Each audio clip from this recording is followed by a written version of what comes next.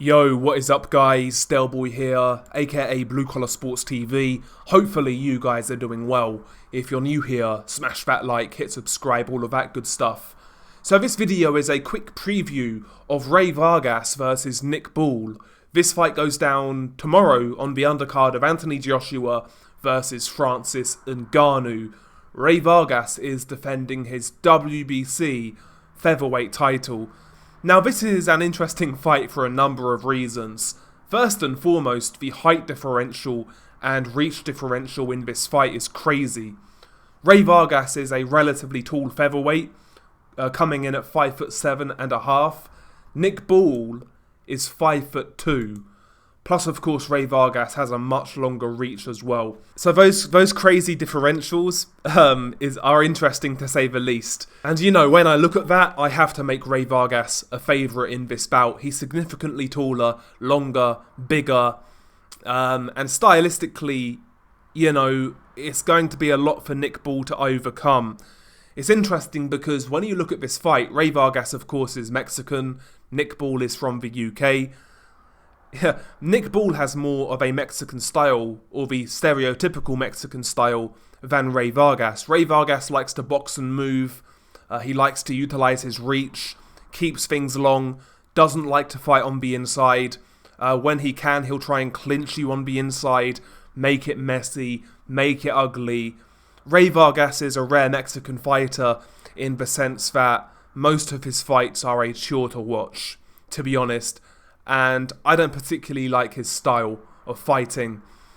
But nevertheless, he has been effective in recent years. Former Super Bantamweight champion, WBC Super Bantamweight champion, current featherweight champion.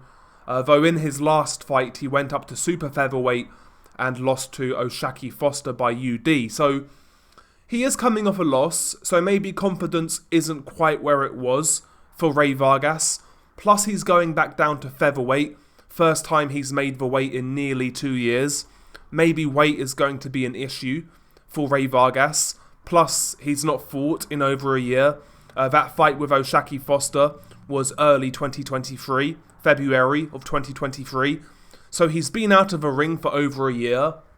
Plus, his activity levels in general haven't been great. Prior to this, he's had, 3 fights in 4 years? Something like that. So Rey Vargas hasn't been the most active.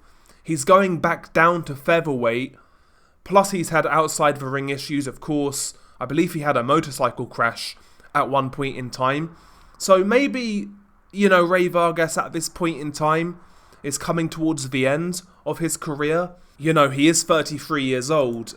He has had nearly 40 fights, whereas Nick Ball is 27 years old, had 19 fights. And you would say Nick Ball is in his physical prime right now, whereas Rey Vargas may be slightly past his.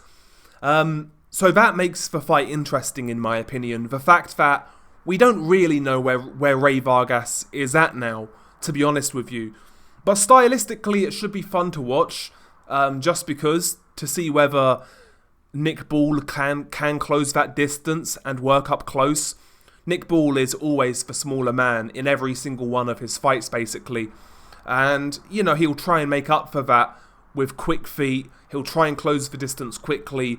And he likes to work up close. He likes to apply pressure. He likes to stay on you. He will jab his way in. He will use head movement. He will use a guard. He tries to protect himself as he applies pressure. He does leave openings, of course. He does take risks. He has to, but there is some method to his madness.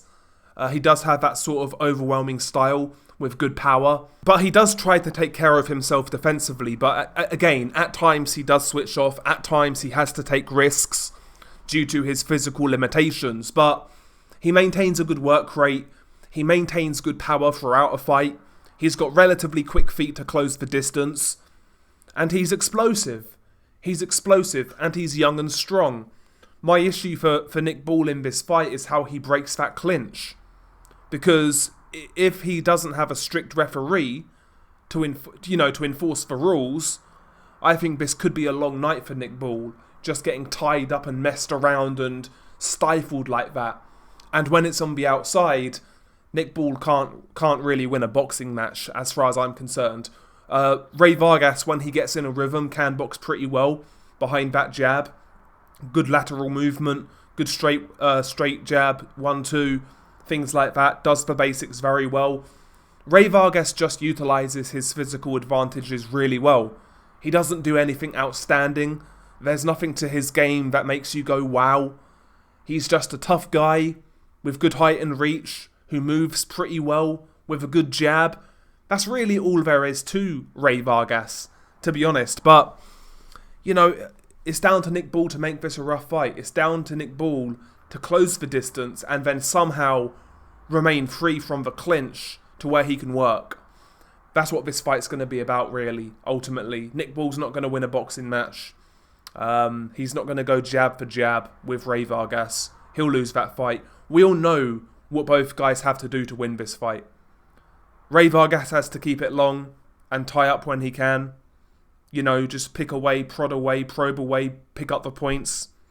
Whereas Nick Ball needs to get up close and work. Fire those hooks to body and head. The overhand right over the top. Punches in bunches. Try to utilise that low centre of gravity. Maybe make yourself an even smaller target against Rey Vargas so he's reaching down. Then come over the top with the overhand. Try to catch Rey Vargas unawares. You know, we know Nick Ball has to be a ball of energy. He has to be super aggressive. He has to be super explosive. And he needs to try to break Rey Vargas, basically.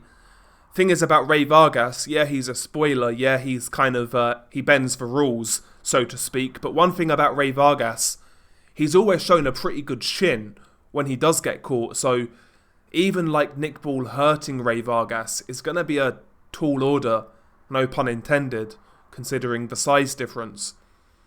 But if he does have Rey Vargas hurt, he needs to empty the tank, so to speak, and risk it all.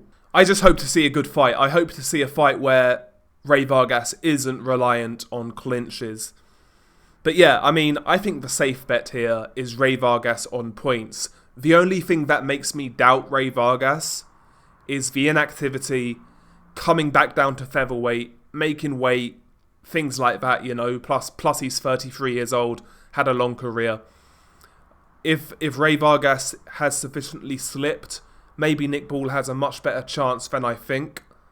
But again, for me, the safe bet here is Rey Vargas on points. That's my pick anyway. Anyway, yeah, share your thoughts below. Beanie Guy Delboy, what do you make of this fight? Crazy height differential. I like Nick Ball. I like the energy in which he's going in there with. Seems very confident. Doesn't talk too much, but he says the right things. He's aggressive, confident. I like the attitude from Nick Ball going into this fight. I think he'll give it his all, but I don't think it's going to be enough. I could be wrong, though. I could be wrong. Anyway, share your thoughts below. Beanie Guy Delboy. Peace.